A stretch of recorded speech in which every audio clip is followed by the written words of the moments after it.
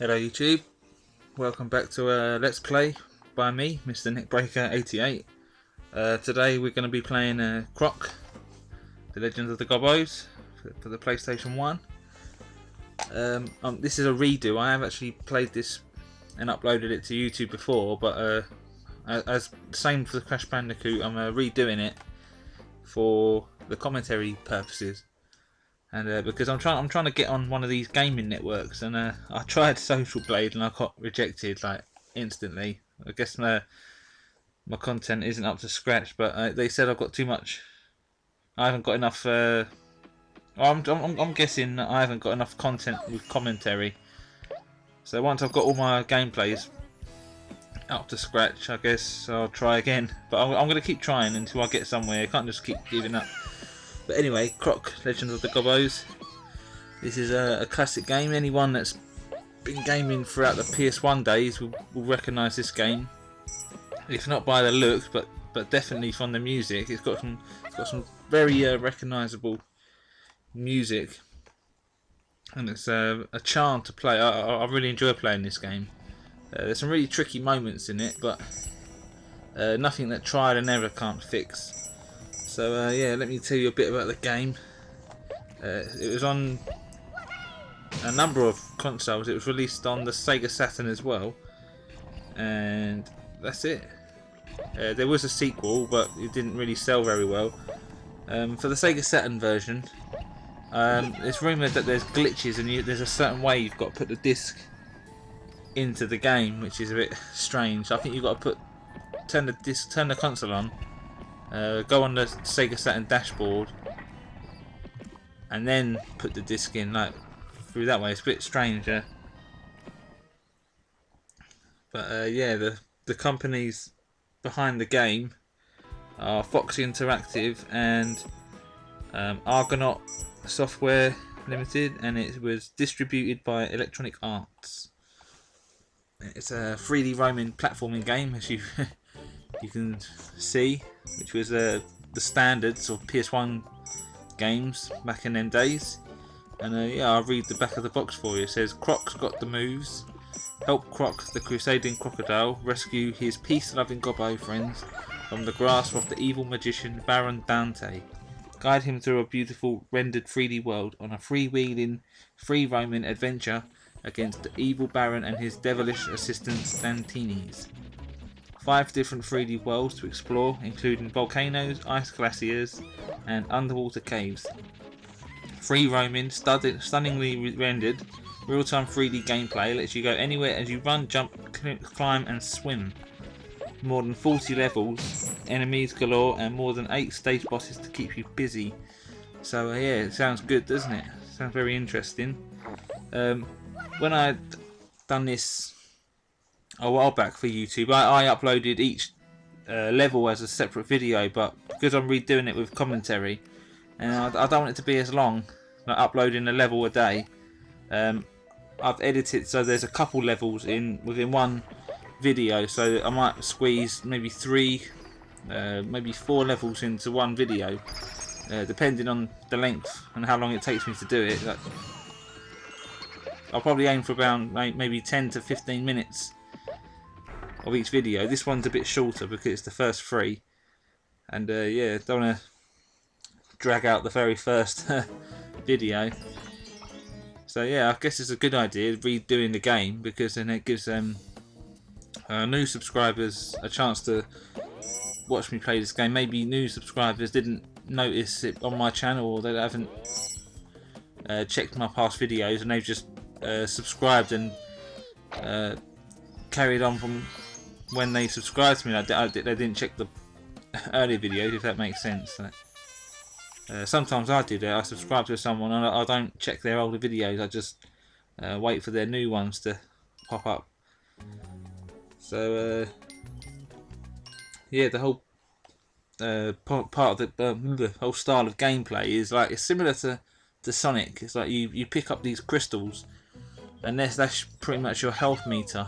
Like in Sonic games, if you've always got a ring, you got a better chance of surviving the level. So it's the same with this. As long as CROC's got a crystal in hand, like a minimum of one, he can take one hit. So, but the more crystals you have, the better chance of surviving, because you've got more chance of regaining them when you get hit. As you can see here, I get hit by that dantini, and if you've got more crystals and you lose them, you've got more chance to quickly dash and pick them up than if you had just one. So yeah, this level, I suggest that you take the upper route first, because if you go straight down the well that's on the bottom level, you miss all the goodies from up here, which you're going to see here.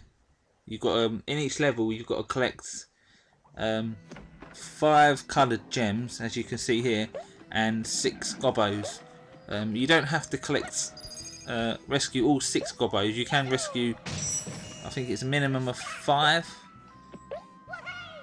You don't really have to do that. You can just whiz through the levels, but to complete it 100%, you've got to get all 6, and you do get rewarded for it, and you unlock an extra part of the game. So yeah, having that adds to the replay of the game. Like if you just blitz through the level, just finishing each level, and you found out you decided you want to go back and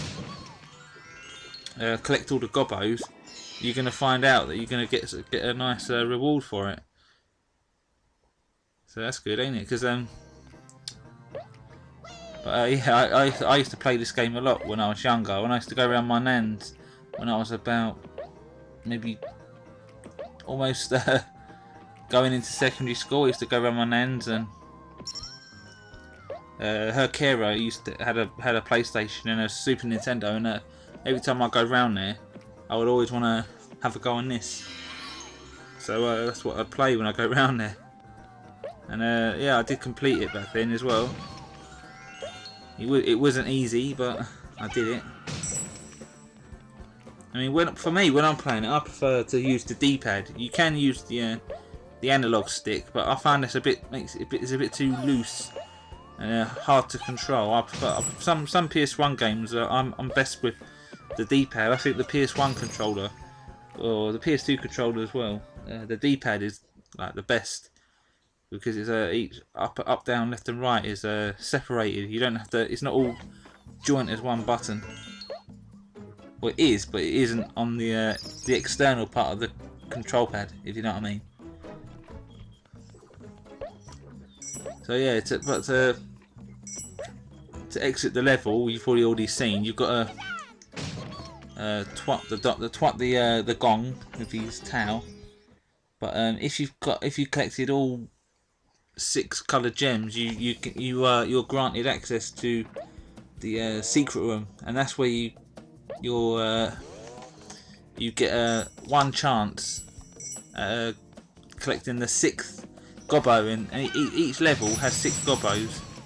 The 5 gobbos are easier to find, but the 6th one you can only get at the end of the level, and to get there you need the coloured gems. So really it all plays hand in hand. Really, you need something to get something to get something. But you need them all to get the extras at the end of the game. And I won't say what it is now, because it's a bit of a spoiler. You'll find out when we get to it. So yeah, this level is shooting lava. And the music's changed.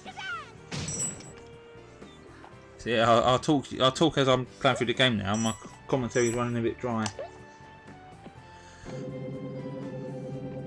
Yeah, this level went too long. So we just got the red gem.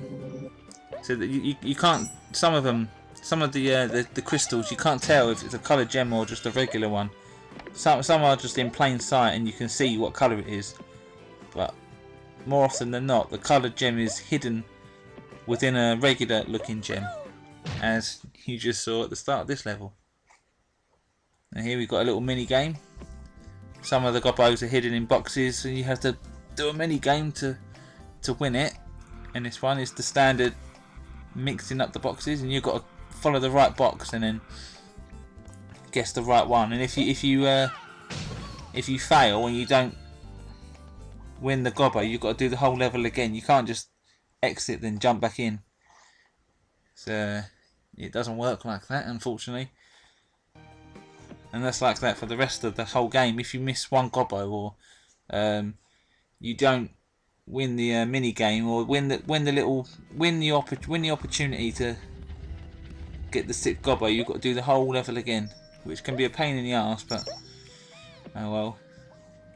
More excuse to keep playing the game, ain't it?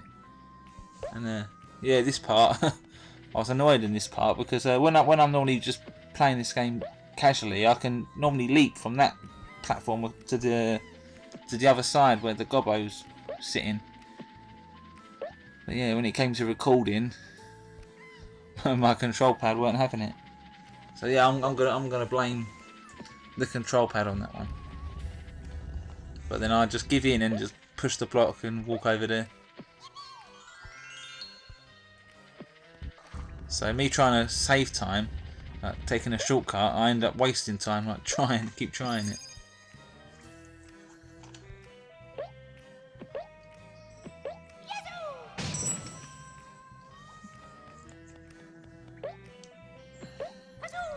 But yeah, I don't know how often I'm going to keep doing these redos for my gameplays. I won't flood my YouTube channel with videos that I've already done, just with commentary. I'll try and space it out with games like this that I've already done, and then with new ones, which I've probably already said in previous videos. I mean, I've got Crash Bandicoot on the go. I have done part 2 for that, but I'm not too sure when to upload it. So I want everyone to. I want to leave it enough time so everyone's seen part 1 before I throw up part 2. So I think that's where I went wrong a little bit in uploading gameplays. I think I uploaded the next part too soon.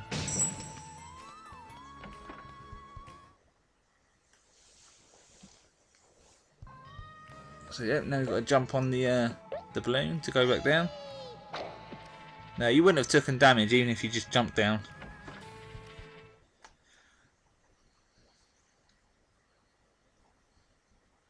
So yeah, now we're near the end of this level. And as you can hear, the gobbo's screaming. He's trying to get your attention to let you know he's over there.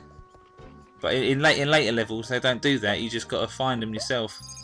They don't say anything. There ain't no noise.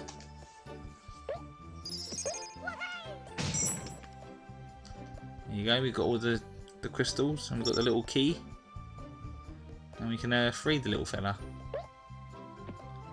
Boom! There you go. That's the 5th one. And now we just got to play the mini game to win the 6th one. Which in this one, the mini game you've got to do is a bit tricky. But I've got my methods to doing it.